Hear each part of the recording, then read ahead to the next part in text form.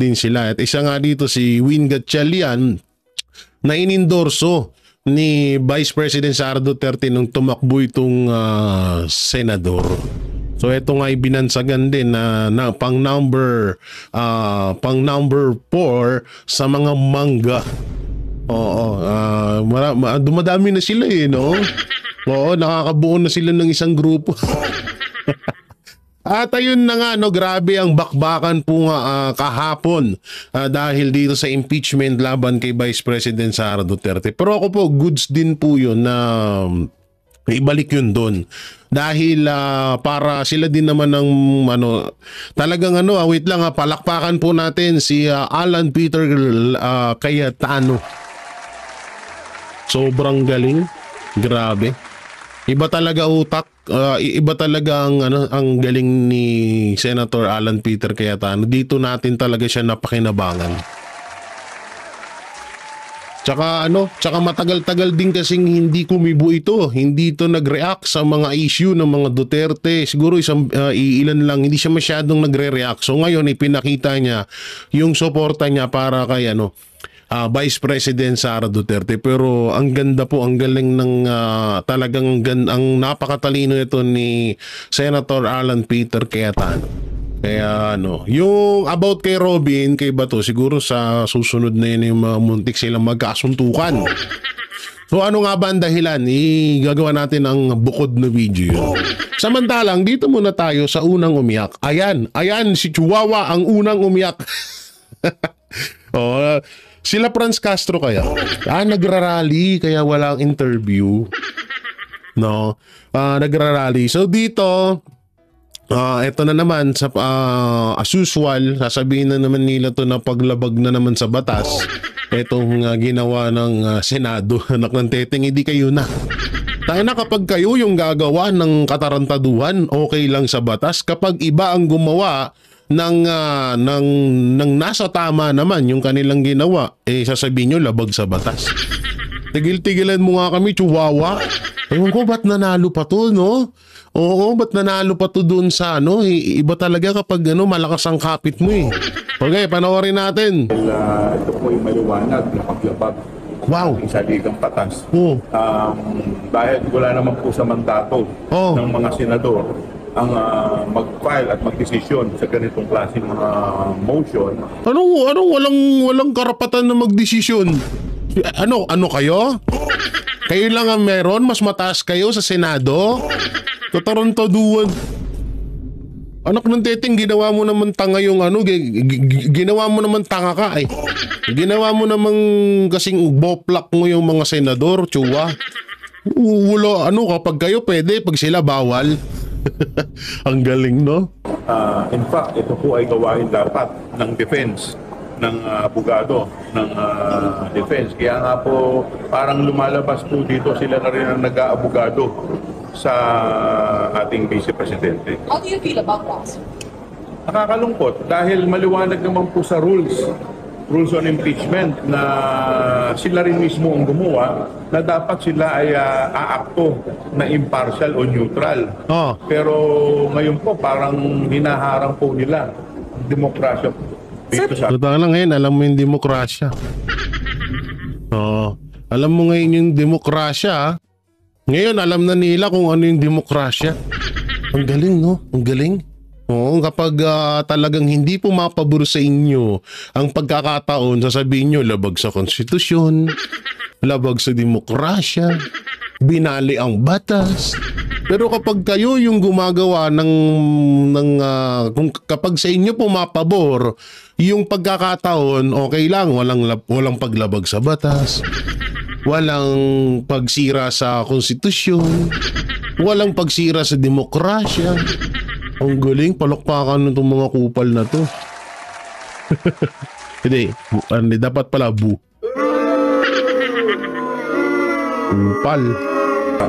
Sir, pero pupunta pa ba kayo sa Senate o hindi na yung tuloy yung ganong plano sana?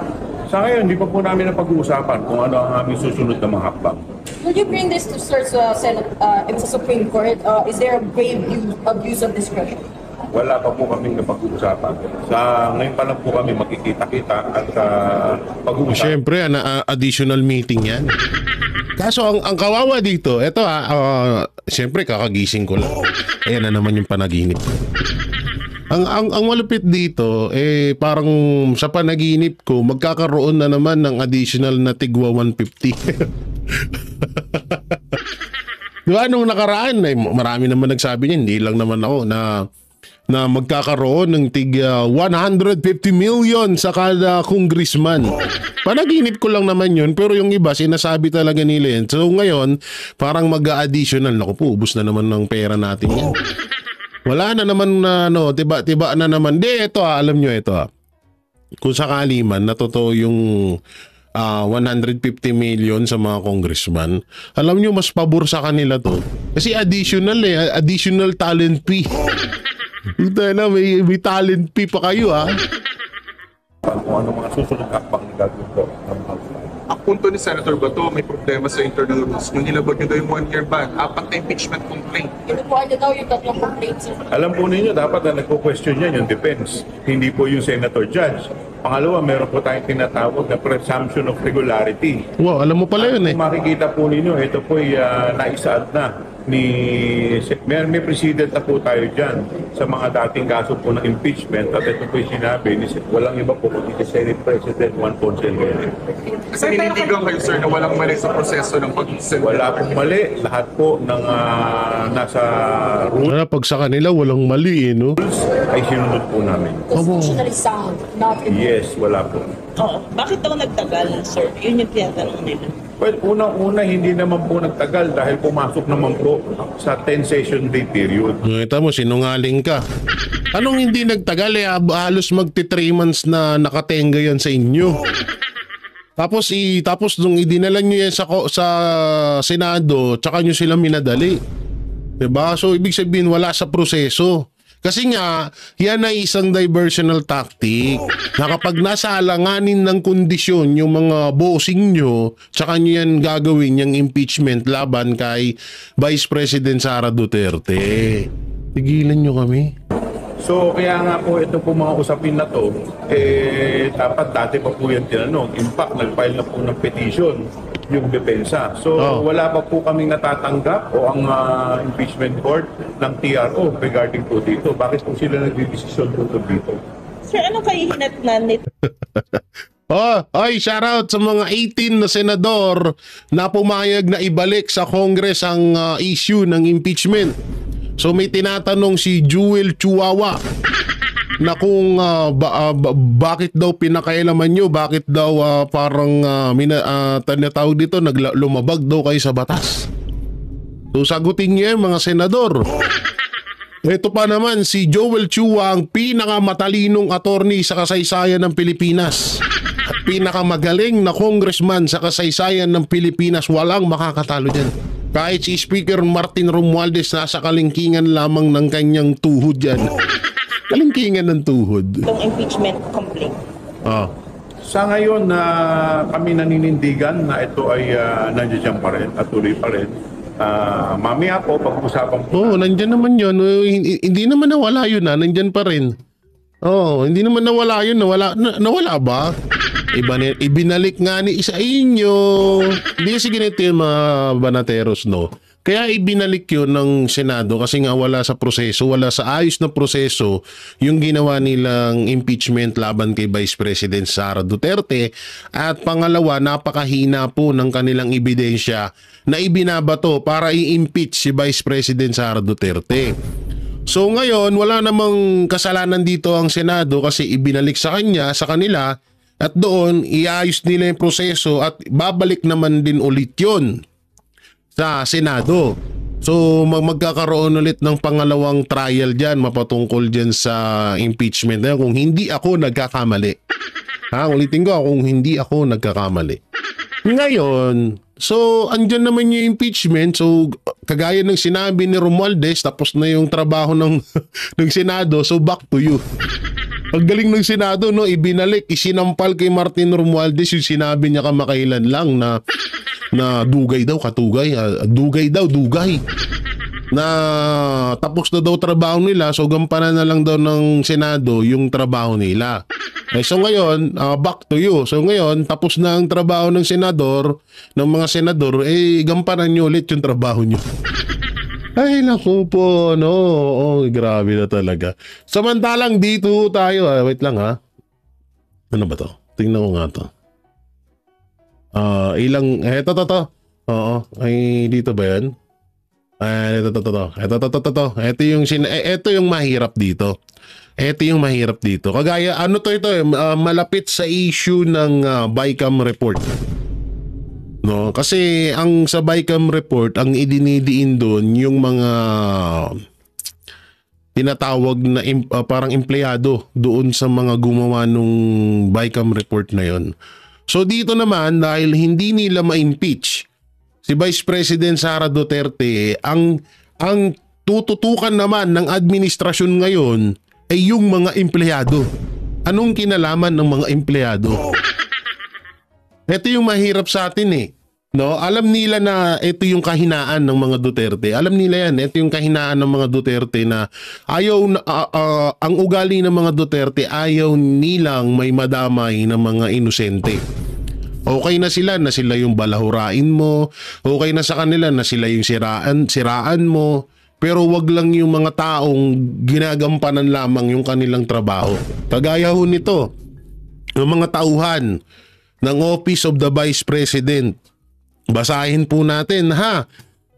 Ang nakalagay, Vice President Sara Duterte at ilang tauhan niya pinapakasuhan ng komite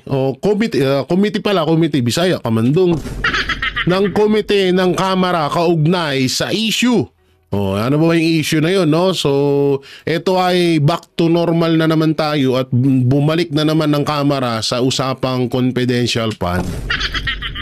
Anak ng teteng, kakasuhan nyo yung mga inosenteng empleyado ng Office of the Vice President. Pero yung mga tauhan ng Office of the President na meron lamang na 4.5 billion na confidential fund, hindi nyo magawan ng paraan. Hindi nyo nga masita.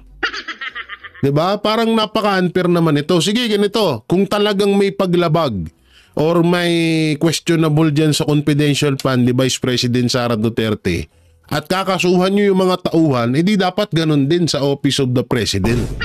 Para patas, 'di ba? Walang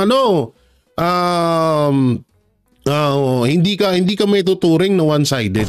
Kaso sobrang kapal na ng mukha ng administrasyon ngayon kaya wala na silang pakialam diyan. Yung nga lang yung ginawa nyo sa KOJC, 3 yung namatay doon, ni butil ng bulaklak, hindi man lang ninyo tinulungan. Di sorry kung na isama ko sa topic yun, pero alam nyo yung 3 namatay doon, hindi man lang walang pakialam ang administrasyon doon. Sa halip nga ngayon, pati nga yung mga inaresto nila noon ay parang kakasuhan na. Yan ang naririnig ko Oo, so grabe talaga. Grabe kapal ng muka ng administrasyong Marcos. Ito po, panoorin natin. Kaugnay naman sa issue ng confidential funds ni Vice President Sara Duterte, inirekomenda ng House Committee on Good Government and Public Accountability na ihabla siya at ilan niyang tauhan. Pinakakasuhan nila si Duterte at ilang tauhan niya ng administrative cases para sa technical malversation, graft and corruption at plunder. Graft and corruption. Speaking of graft and corruption, tangina. Yung DOJ DILG 500 million ng confidential fund. Yung mga congressman na yung mga nagpataw ng kaso na yan, ang lalaki din ng confidential fund na yan. Lalong-lalo na, paulit-ulit tayo, lalong-lalo na sa confidential fund ng speaker at lalo na sa Pangulo. So yun ba hindi mo maituturing na hindi mo pwedeng ng graft and corruption? Saan gagamitin yung 4.5 billion na confidential fund device ni Marcos Jr.? Baka ito na yun. Sa confidential funds ng Office of the Vice President, pati ng Department of Education, habang kalihim noon si Duterte, sinabi ng komite na questionable ang mga pangalang isinumite sa mga dokumentong may kinalaman sa Confi funds. Sinita rin ng komite ang hindi pagsipot ng bise sa mga pagdinig sa Kamara at pagbibigay niya ng travel clearance sa mga tauhang inimbitahan noon sa mga pagdinig. Nasa Malaysia ngayon ang bise. Sisikapin natin makuha ang kanyang pahayag kaugnay ng issue. Lupit, grabe. Oo, ang tindi nun, biruin nyo. Yung mga taong hindi naman na mga empleyado lamang, no, ay gigipitin at sasampahan ng kaso. Oo, samantalang yung mga talagang lehitimong maituturing mong na talagang lumabag sa batas, katulad na lang yan nila Franz Castro, diba? Ang dami pa dyan, hindi nila ma-actionan. Nakatutok lang talaga sila. Ito, panibago na naman, confidential fund, back to normal na naman sila. Confidential fund, ayan may magreklamo na naman. Grabe, ang lupit nyo talaga. Kakaiba. Iba na talaga. Iba yung iba talaga yung sistema sa gobyerno natin ngayon. Basta ikaw ay alam nilang kakampi ng vice president, talagang isasama ka sa panggigipit nila. Alam nyo, nakakalungkot lang yung ganyang sistema. Kasi biruin mo, yung mga yan nagtrabaho lang. Nagtrabaho lang sila ng maayos, 'di ba? At yung confidential fund na yun, paulit-ulit na rin inexplain ng mga bihasa mapatungkol sa politics, hanggang ngayon hindi nila maintindihan. Diba? Kaya nga ito sige, bago ko muna sabihin yan, dito muna tayo. Eto, hindi kumibo.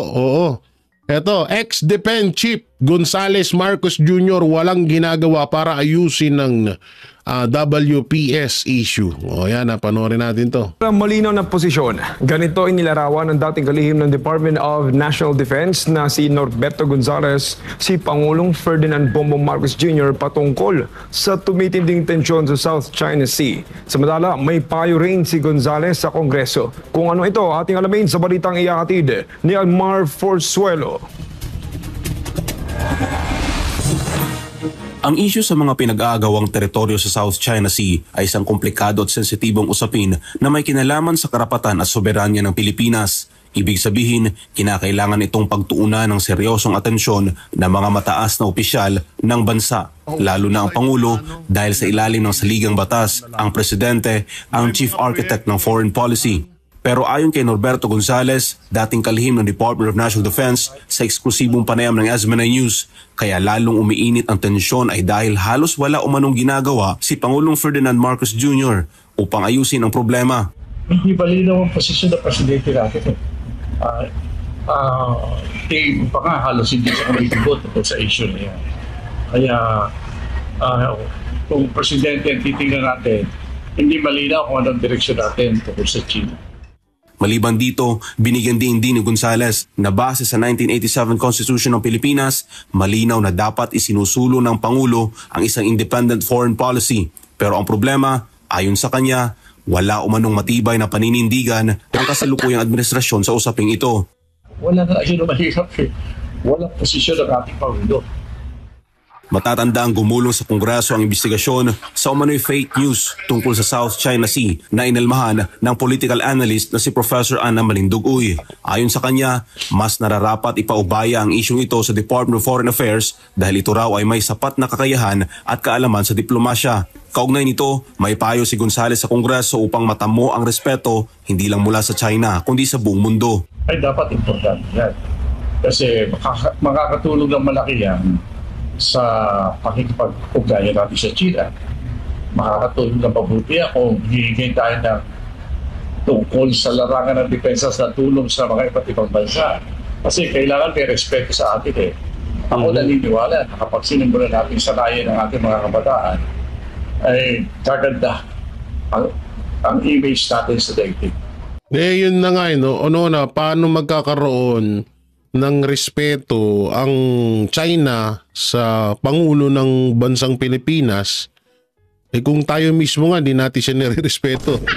Paano mo naman din kasi re-respeto na ganyan yung nakikita mo, di ba?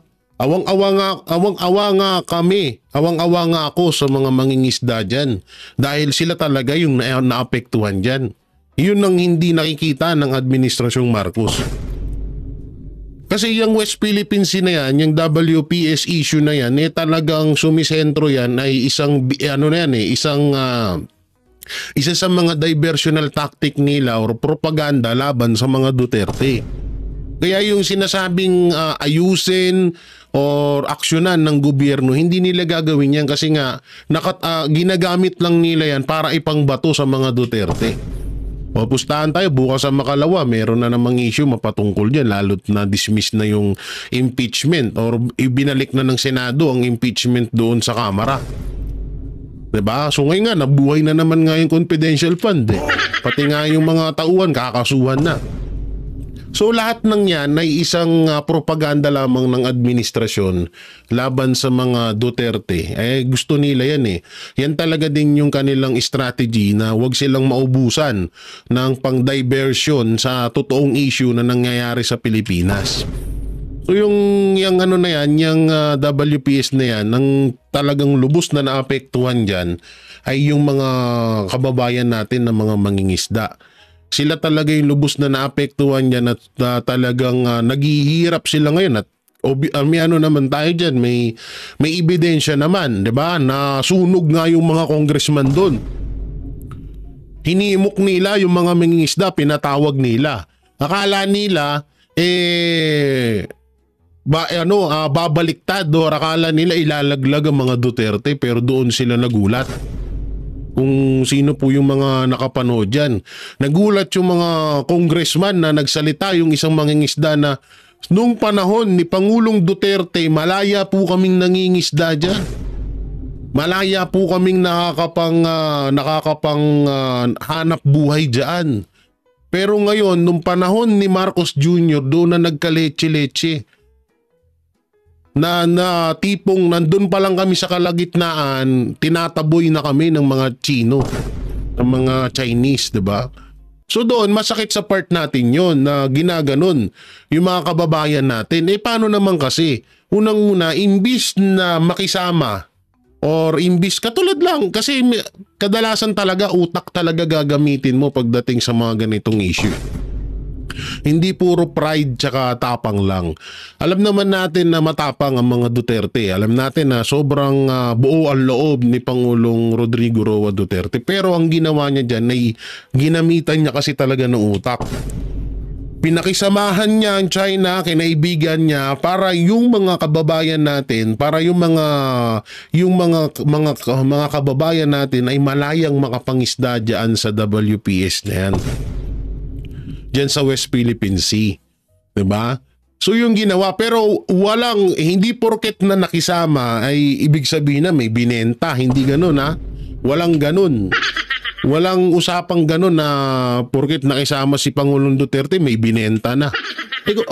Kung binenta yan ni Pangulong Duterte, kagaya ng patuloy nilang ibinabato sa mga Duterte na nagbenta or binenta yung yung West Philippine Sea na yan, hindi sana ngayon kinuha na ng China yan.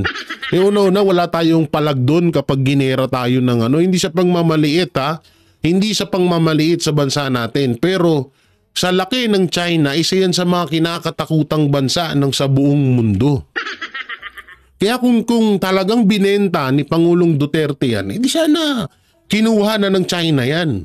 Diba? Kaya lang naman nandyan ngayon na wala naman dati yan kasi nga etong Pangulo ng bansa puro lang bunganga. Puro bunganga, puro parinig sa China. Ngayon nabuisit yung China. So yan ang ginawa sa naapektuhan ba ang gobyerno? Bumaba ba ang mga bilihin na nawalan ba ang krimen sa Pilipinas? Hindi. Ang kawawa dito, yung mga kapwa natin Pilipino na napapakinabangan yung West Philippine Sea na yan. Samantalang dati malaya sila dyan. So dito lumalabas na talagang walang pakialam. Walang pakialam itong administrasyong Marcos sa mga talagang nasasakupan niya. Dahil kung may pakialam siya, diyan pa lang sa usapang West Philippine Sea na yan, dapat nakisama na lang siya sa China. Dapat hindi totaling yung porket nakisama kay bibigay mo na yun. Hindi ganon. Yung tipong katulad lang nung ginawa ni Pangulong Duterte, dapat ipinagpatuloy niya lang yun.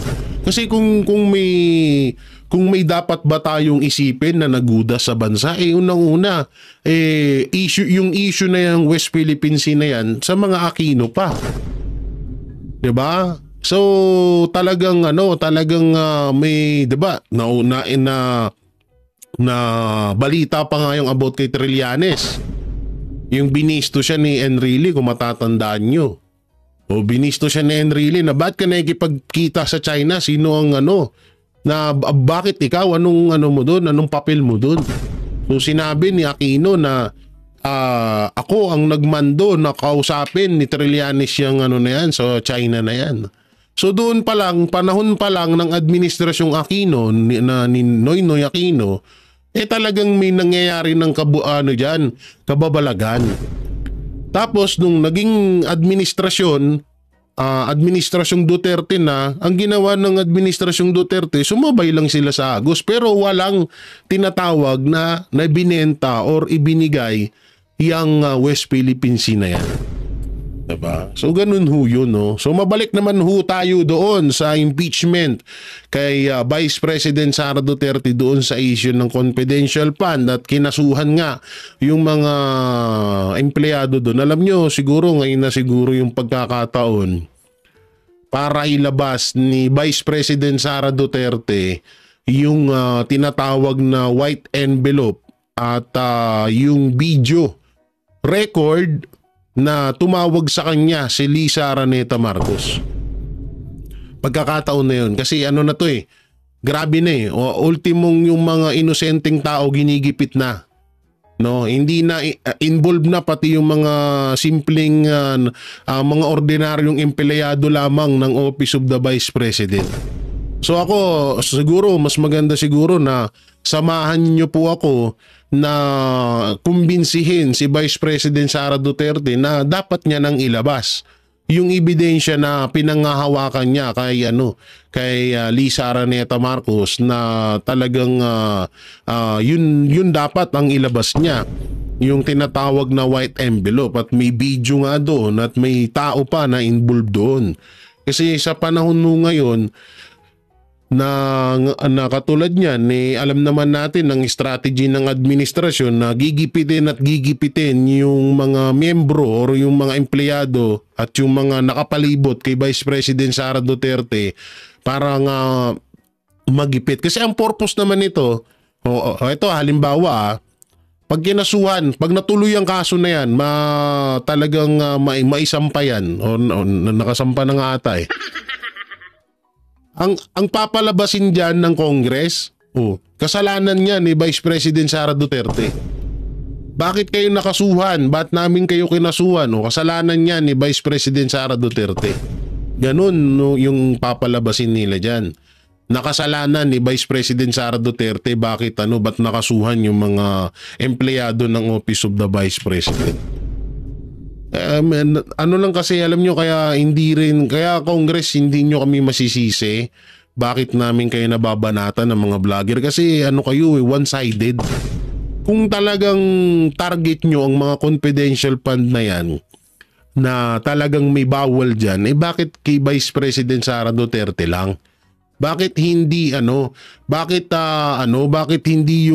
bakit si Vice President Sara Duterte lang sa dinami-daming merong confidential fund diyan sa gobyerno? Ang masakit pa dito, kung sino yung mga dapat ikulong, yung pa yung yung mga dapat kasuhan, yung pa yung hindi nakakasuhan. Katulad na lang yan ni Martin Romualdez. Obvious na obvious sa BICAM na 241 billion. O bakit hindi nyo aksyon kasi nga amo nyo? Ang lupit.